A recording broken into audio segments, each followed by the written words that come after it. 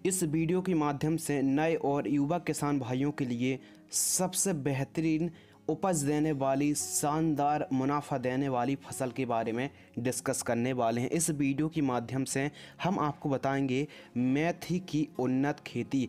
हरी मेथी की आप खेती करके काफ़ी अच्छा उपज, उत्पादन और मुनाफा ले सकते हैं। इस वीडियो के माध्यम से हम आपको A to Z संपूर्ण जनवरी महीने पर आप मेथी की खेती कर सकते हैं। अभी सीज़न चल रहा है तो इसी सीज़न पर आप काफ़ी अच्छा मुनाफा, उपज और उत्पादन ले सकते हैं। बात करते हैं जलवायु, तो मेथी की फसल में जो मेथी की फसल होती है, ठंड सहन करने की इसमें पर्याप्त मात्रा में क्षमता होती है और इसे 10 डिग्री सेल्सियस से लेके 30-32 डिग्री सेल्सियस तक का जो टेम्परेचर है ठीक रहता है। बात करते हैं मिट्टी, तो काली मिट्टी, बलुई दोमट, चिकनी काली, लोमस और इसके अलावा दोमट मटियार मिट्टी पर, पीली मिट्टी पर, काली मिट्टी पर और इसके साथ साथ उत्तम जल निकास और उपयुक्त जीवाश्म पदार्थ वाली लगभग सभी प्रकार की भूमि पर आप मेथी की खेती कर सकते हैं, जिसका पीएच, मृदा का पीएच मान 5 से 7.5 के आसपास रहे।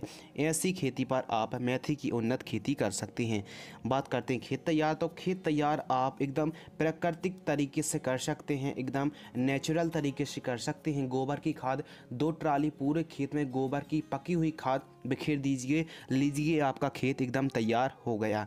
यदि रासायनिक में जाना चाहते हैं तो 1 बोरी single super phosphate powder form वाली पूरे खेत में बिखेर दीजिए, 1 बोरी से लेकर 2 बोरी प्रति एकड़। यदि वैरायटी के बारे में बात करें, उन्नत किस्मों के बारे में, तो आसपास किसी भी मार्केट शॉप में आपको जो मेथी की वैरायटी, आपको जो हरी मेथी की वैरायटी आपके पास आसपास अवेलेबल हो जाएगी। बात करते हैं प्रति एकड़ बीज की आवश्यकता, तो 1 एकड़ में आपको 15 किलोग्राम प्रति एकड़ की दर से बीज की आवश्यकता पड़ने वाली है। इसके अलावा बात करते हैं बीज उपचार, तो बीज उपचार करने से क्या होता है, जर्मिनेशन ठीक तरीके से होता है, अंकुरण ठीक तरीके से होता है और आगे चल के जो समस्या आती है उसका समाधान भी है कि आप बीज उपचार कर लीजिए, क्योंकि डंपिंग ऑफ यानी हमारी फसल सूखती भी है, सूखने लगती है, तो उसका उपाय यही है कि आप सबसे पहले बुआई से पहले बीज उपचार आप ज़रूर कर लीजिए। अगर खाद के शेड्यूल के बारे में बात करते हैं तो इसमें कोई ज़्यादा प्रोफेशनल तरीके से कोई ज़्यादा महंगी खादों की आवश्यकता नहीं होती है। जब आपकी मेथी की फसल लगभग 10 दिन की होती है बुआई से, तो 15 से 20 किलोग्राम यूरिया दे दीजिए और आप बुआई से जब आपकी फसल लगभग 20 दिन की होती है तो 15 से 20 किलोग्राम दोबारा फिर यूरिया दे सकते हैं। वैसे तो यूरिया के अलावा इस मेथी की फसल पर किसी भी अन्य खाद की ज़रूरत नहीं रहती है। और बात करते हैं कीट प्रकोप और नियंत्रण, तो मेथी की फसल पर एफिड्स, जैसिड्स, थ्रिप्स, माहू, सफ़ेद मक्खी और भी कई प्रकार के कीट होते हैं।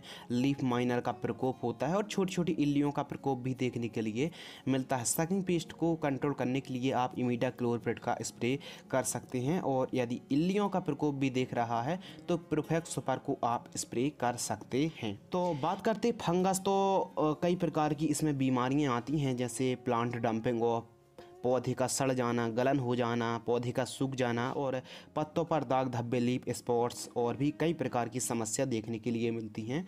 तो ऐसी कंडीशन में आप टाटा की ताकत फंगीसाइड को आप स्प्रे कर सकते हैं। 300 ग्राम प्रति एकड़ की दर से स्प्रे करेंगे मेथी की फसल पर। यदि